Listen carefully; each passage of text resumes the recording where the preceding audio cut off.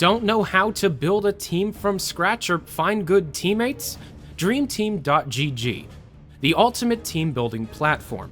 Find and connect with new players, coaches, and teams, manage and monetize your team, and get on a fast track to advance from novice to amateur and, if desired, a professional gamer. Join dreamteam.gg today.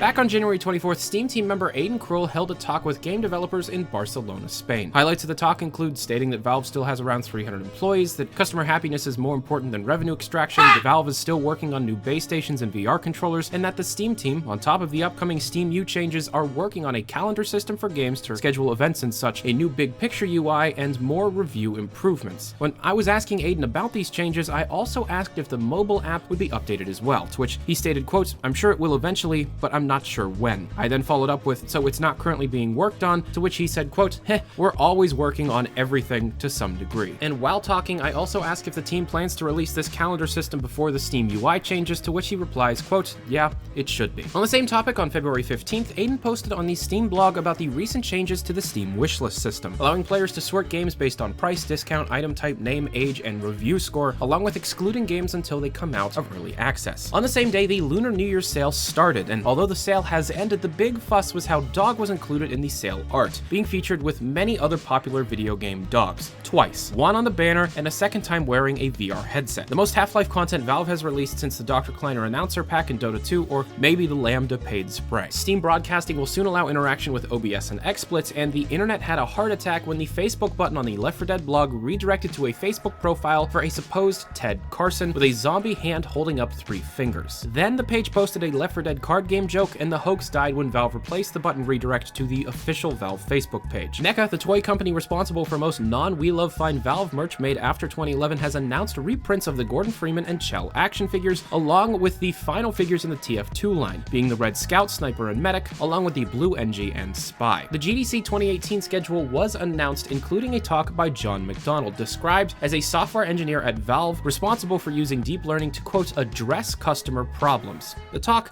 being related, called Robocalypse Now, using deep learning to combat cheating in Counter-Strike Global Offensive. Please do better than YouTube. Moving into the VR space, Steam VR had a huge non-beta update, with the highlight being a rewrite of the Linkbox Bluetooth communication subsystems, along with a metric crap ton of other stuff. However, after a mining sweep, it brought no Source 2 related leaks. Former Valve employee Chet Falasek, oh my god, it hurts my soul to write that, was announced to have joined the VReal board of directors. VReal being a platform to, quote, record, stream, and share VR experiences with viewers watching in VR headsets or 2D screens. Falasek, by the way, is working at Surgeon Simulator devs Bossa Studios to, quote, direct an unannounced PC action co-op AI-powered tactical shooter that's not about shooting. On February 8th, a virtual reality-related patent was published by Valve, showing that they are using phase optics between the user's eyes and the HMD's displays to, quote, reduce significantly the screen door effect. More information on the new Lighthouse 2.0 was found, being all the images submitted to the FCC, along with this short video from Upload VR. It's got a curved front. Okay. Lastly, we have 2 new hires at Valve. First, and I'm sorry for not being able to pronounce this properly, is Daniel Sherman, who will be working on Linux-related projects at Valve. And second, Christina Ness, whom, according to her LinkedIn profile, only joined Valve about a month ago. Ness had previously worked at Runic on Hob, and according to her portfolios, had much to do with the environments, creatures, and characters, along with writing and designing and planning that prequel comic that came out before Hob did. What's interesting is the current job description for Valve on her LinkedIn profile, and I'm gonna let the community speculate on this one, while also realizing that Artifact is an announced project. Quote, concept artist contractor on an unannounced title.